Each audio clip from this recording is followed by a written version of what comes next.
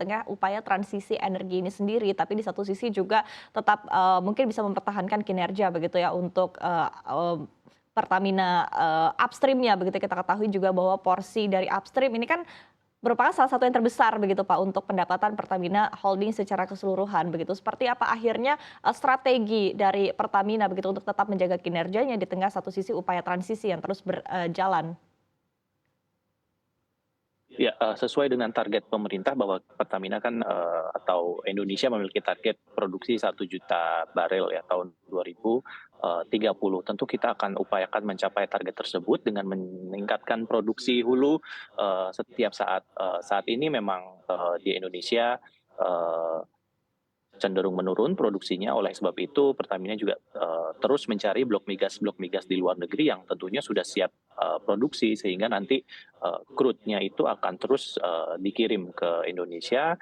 Kita namakan bring the barrels home, artinya adalah perusahaan-perusahaan yang kita akuisisi di luar negeri, crude-nya akan dikirim kembali ke Indonesia untuk mewujudkan ketahanan energi nasional. Karena seperti yang tadi sampaikan di awal, bahwa kita ini sebagai negara berkembang, ekonominya diproyeksikan akan terus tumbuh, dengan demikian otomatis permintaan energi pun akan tumbuh. Jadi tadi betul kita harus berjalan paralel, di satu sisi kita juga melaksanakan mandat untuk menjalankan transisi energi, mewujudkan net zero emission di tahun 2060, tapi di satu sisi juga kita tidak bisa langsung begitu beralih ke transisi energi, karena energi baru terbarukan kan masih kita bisa katakan mahal ya, tapi tentu pertumbuhan ekonomi ini, peningkatan kebutuhan energi, kita akan respons dengan peningkatan produksi kita, sehingga ketahanan energi masih terus terjaga. Di sektor hulu memang Pertamina kurang lebih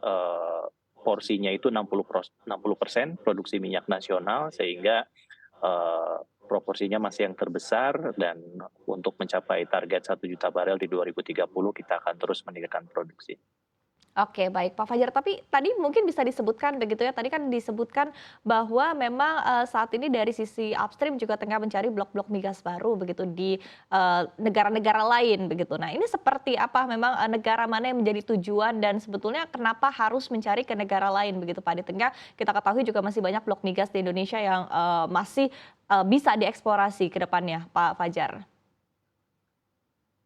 Iya betul, di dalam negeri kita terus eksplorasi betul, terakhir kita baru saja ikut ya participation interest atau kepemilikan Masela contohnya untuk gas, tapi kalau produksi atau membangun sebuah offshore dari nol itu kan tentu membutuhkan waktu ya, paling tidak beberapa tahun, sehingga Masela sendiri contohnya masih perlu membutuhkan beberapa tahun untuk sampai on stream atau produksi. Tentu kita tidak bisa hanya mengandalkan di sisi itu saja, tapi kita juga harus mencari gitu ya sumber-sumber minyak atau kilang-kilang minyak yang sudah beroperasi, sehingga bisa kita akuisisi, sehingga produksinya sudah ada, sehingga crude-nya bisa langsung dikirimkan ke Indonesia. Mungkin sederhananya begitu, Mbak. Oke, negaranya mungkin bisa di-mention Pak Fajar atau Makanya kita masih. tadi negaranya negaranya kita terbuka terhadap peluang di berbagai negara. Contohnya kemarin pada saat kunjungan presiden ke Afrika juga kita jajaki, Pertamina International Exploration juga menjajaki dengan negara-negara Afrika. Kemarin ada di Kenya, ada di Mozambik, ada di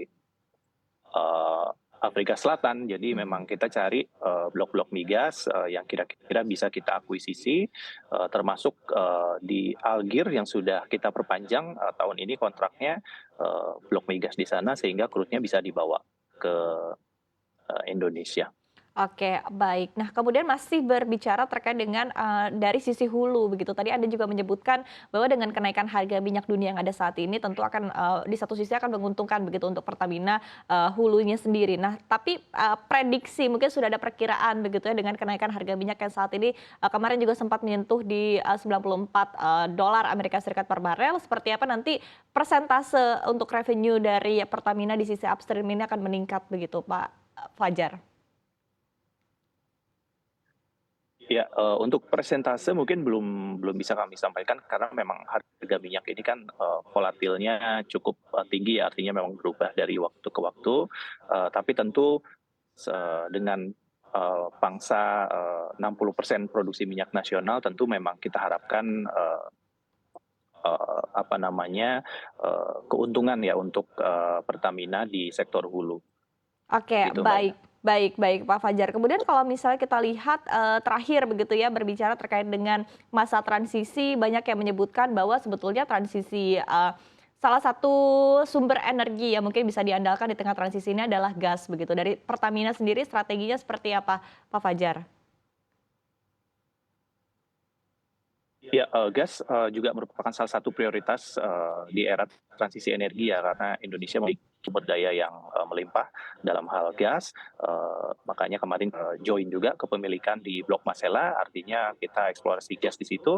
Kemudian Pertamina juga memiliki subholding Pertamina Gas Negara yang diberikan tugas juga oleh pemerintah untuk membangun jaringan gas rumah tangga. Artinya dari tempat-tempat produksi gas, kemudian akan disalurkan ke masing-masing rumah tangga. Terakhir, awal tahun ini juga kita sudah selesai merampungkan salah satu proyek strategis nasional, Jambaran Tiung Biru, yang produksinya di sektor gas. Jadi gas juga merupakan salah satu kunci ya bagi Pertamina sebagai energi di era transisi.